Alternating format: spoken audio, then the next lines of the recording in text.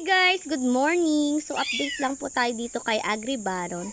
So, ayan guys, bago tayo mag-harvest, is magtatanim muna ako. So, yung itatanim ko is yung free lang na daily sign-in. So, pang 15 days na natin ngayon.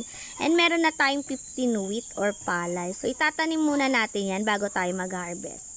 Then, ipapakita ko sa inyo kung paano maging gold coins yung diamond na na-earn mo sa pag-harvest. So, ang 1 gold coin is equivalent to 10 pesos. So, as you can see guys, meron na akong 30 gold coins. Then, yung 30 gold coins na yan is na-earn ko lang sa free. So, free play to earn po ito na virtual farming. So, ayan, nakapagtanim na ako guys. And, i-harvest ko na to. Every 24 hours guys, is tutubo na yan. So, kinabukasan ng alas 9:51 is pwede ko nang i-harvest yan. Yan. So, as you can see guys, yan. Napupunta siya sa backpack. Ayan. Gumagalaw yung backpack, diba? So, hindi pa nadadagdagan yung diamond natin. Pero later, ipapakita ko sa inyo kung paano siya magpa-process. Ayan. So, since nakapag-harvest na tayo, pupunta tayo dito sa backpack. Then, isi-sell lang natin. Click natin tong max. Since 15 yung na-harvest natin is 15 yung max niyan. Then, isi-sell natin siya. So, yan. I-go to processing lang natin siya para maging diamond. Ayan. So, max lang natin. Yung 15 na yun guys, 1.5 diamonds niyan. Tapos, para maging gold coins yung diamond, is pupunta ka dito sa market. Yan. Then, click mo lang tong icon na diamond dito sa pang-apat, pinaka-dulo yan. After that, is, ipla-plus mo lang yan. Kung ilan yung diamond mo, ayan, i-confirm mo lang.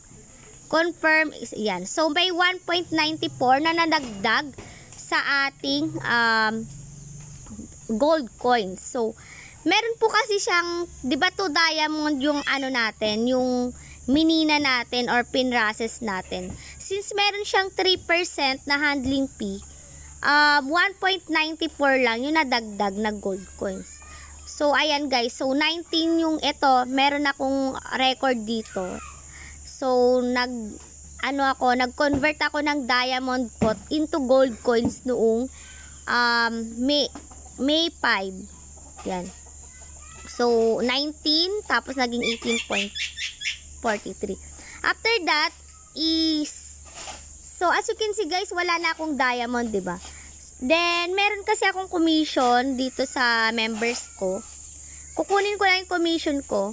So, meron akong 17.50 na diamond. So, commission withdrawal natin. Yan. So, nadagdag na. As you can see guys, nadagdag na.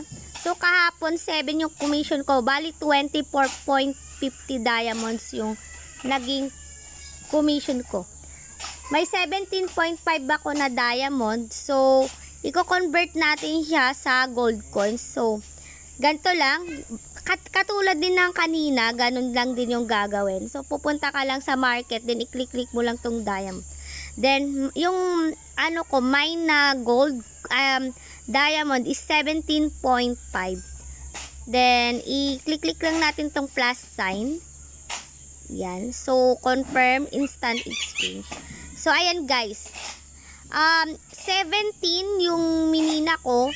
Since may 3% na handling fee, 16.49 lang na gold coins yung na-convert. So, as you can see guys, 48.96 na yung ating gold coins.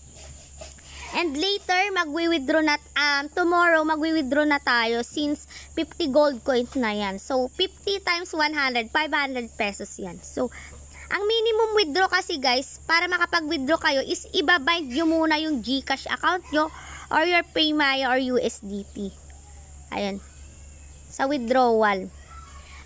Sa GCash, ang minimum withdraw is 50 gold coins. So, times 10 yon, 500 pesos lahat yun. Then, meron siyang 2% na handling fee.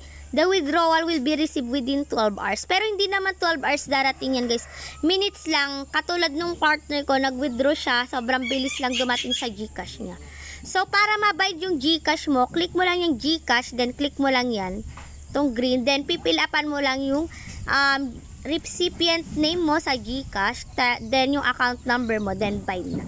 So, tomorrow guys, magbabind ako since magwi-withdraw ako tomorrow kasi kulang na lang ako ng 1.4 something para maging 50 gold coins.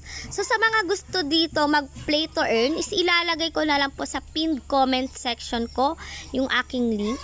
And kung may katanungan po kayo, mag-comment lang po kayo dyan. Sobrang ganda nito guys, and pinag-isipan talaga to ng developer tsaka programmer kasi ang ganda ng farm nila.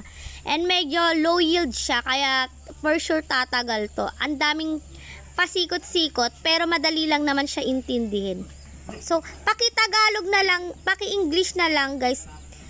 Paki-translate na lang siya sa English kasi pag Tagalog, masyadong malalim yung Tagalog nila. So, i-translate nyo na lang sa English.